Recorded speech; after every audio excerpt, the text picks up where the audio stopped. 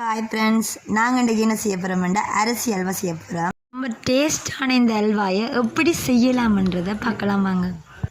முதல்ல 5 பாதாம் எடுத்து தண்ணிக்குள்ளே 5 மணித்தி அளவுப்படி ஊற விடுறேன்னு சொன்னால் அதில் இருக்க தோலை அகற்றுறதுக்காண்டி 5 மணித்தி அளவு ஊறின பிறகு தண்டை பாட்டிலே தோல் கலண்டு வந்துடும் பாருங்க. இப்படி ஊற விட்ட பாதாம் தோல் எல்லாத்தையும் அகற்றணும். அடுத்து நான் எடுக்க போகிறேன். இந்த அரிசி அல்வாவுக்கு தேவையான அரிசி சிவப்பரிசி 1 சுண்டு 200 கிராம் அளவில் எடுக்க போகிறேன். இந்த அரிசிக்கு 1.5 கப் அளவில் தண்ணியை விட்டு 1 மணித்தியாலம் அளவில் நனைய விட்டால் போதுமானதாக இருக்கும். அதிக நேரம் நனைய விட தேவையில்லை. அரிசி 1 மணித்தியாலம் நனைஞ்ச பிறகு அதில் இருக்கிற தண்ணியை நான் வடித்து எடுக்கிறேன். அரிசி தண்ணியை கழுவி நாங்கள் வெளியில் எடுத்துக்கொள்கிறேன்.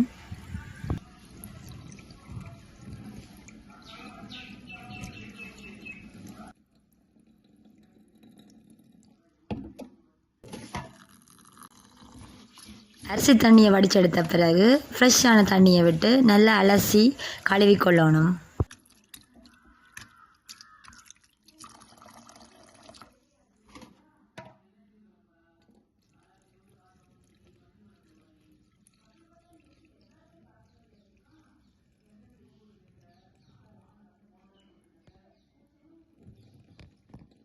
கழுவி எடுத்த அரிசியை தாச்சியில் போட்டு ஒரு 2 நிமிஷத்துக்கு அதை சூடாக்கி கொண்டா சரி. கன நேரத்துக்கு அதை வறுத்தெடுக்கணும்னு தேவையில்லை. அரிசியில் இருக்கிற தண்ணி ஆவியாகும் வரை கொஞ்ச நேரத்துக்கு சூடாக்கி கொண்டா சரி. அதிக நேரம் நாங்கள் அதை செய்தால் அரிசி கொஞ்சம் முறுமுறுண்டு வந்துடும். அப்படி ஈரத்தன்மை இல்லாமல் இதை நாங்கள் வாட்டி கொள்ளணும். அரிசியை கொஞ்ச நேரம் வாட்டி எடுத்த பிறகு கொஞ்ச நேரத்துக்கு அதை ஆற விடணும். நல்லா சூடோடு இருக்கக்கூடாது. ஆற விட்ட பிறகு மிக்சி கப்புக்குள்ளே அரிசி எடுத்து அதை நல்ல பதமாக நாங்கள் அரைச்சி கொள்ளணும்.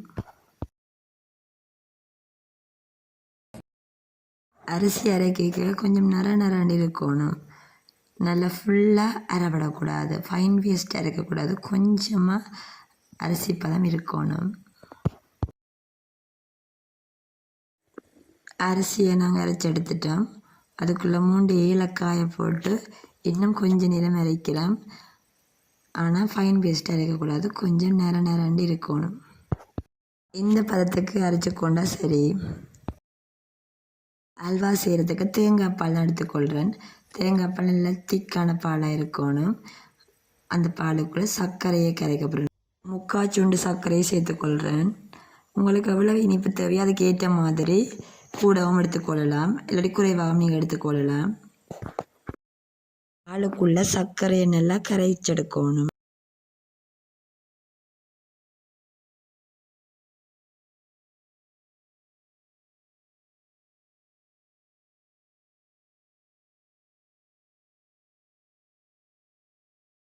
மாவை தாச்சிக்குள்ளே சேர்த்துட்டு இப்போ பாலை வடியால் தான் வடித்து விட போகிறேன். அதில் ஏதாவது கழிவுகள் இருந்தால் அதையும் சேர்ந்து போகாமல் வடியால் வடித்து விடுறேன்.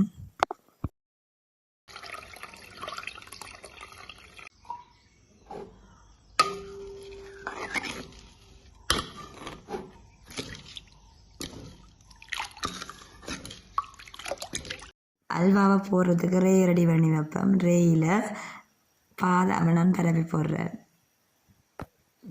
இந்த மாக்கலவைக்கு தேவையான உப்பு சேர்த்துக்கொள்கிறேன். 1 தேக்கரண்டி உப்பு போதுமானதாக இருக்கும்.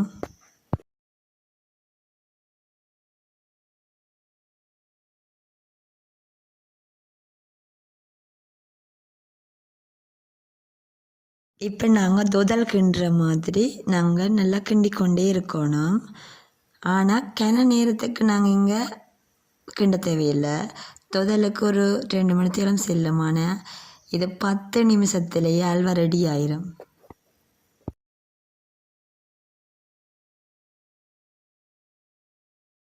இந்த அல்வா நாங்கள் கொஞ்ச நேரம் கிண்டி கொண்டு இருக்கதை 10 நிமிஷம் போதும். அது நல்லா திக்காகி வந்து கொண்டு இருக்கும். நல்லா ஈஸியாக இருக்குது.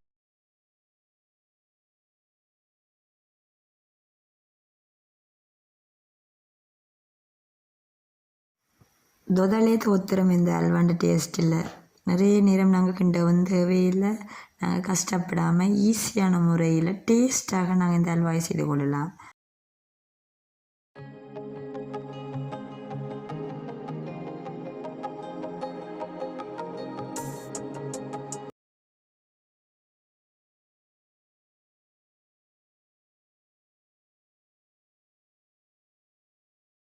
தொடர்ந்து கைவிடாமல் கிண்டி கொண்டு இருக்கணும். கைவிடாமல் கிண்டினா தான் அடி பிடிக்காது.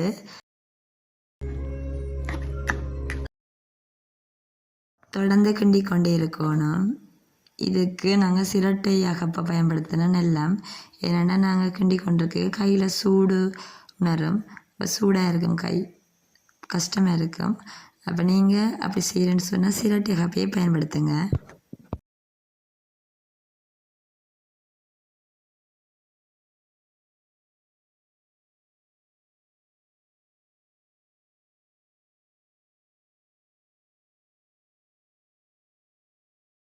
அல்வா வாசனையாக இருக்கணுமென்றதுக்காண்டி கொஞ்சமாக நெய்யை விட்டு கொள்கிறேன்.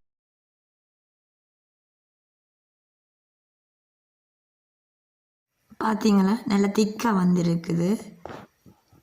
இந்த பதம் ஓகேயாக இருக்கும். இதோட நாங்கள் அடுப்பு ஆஃப் பண்ணிக்கொள்வோம். நல்லா சூடாக இருக்கே நாங்கள் ரேக்கு மாற்றிக்கொள்ளுவோம். பார்த்தீங்களா, அல்வா நல்லா சூப்பராக வந்திருக்குது. பார்க்கவும் அழகாகவும் இருக்குது, நல்லா டேஸ்ட்டாகவும் இருக்குது.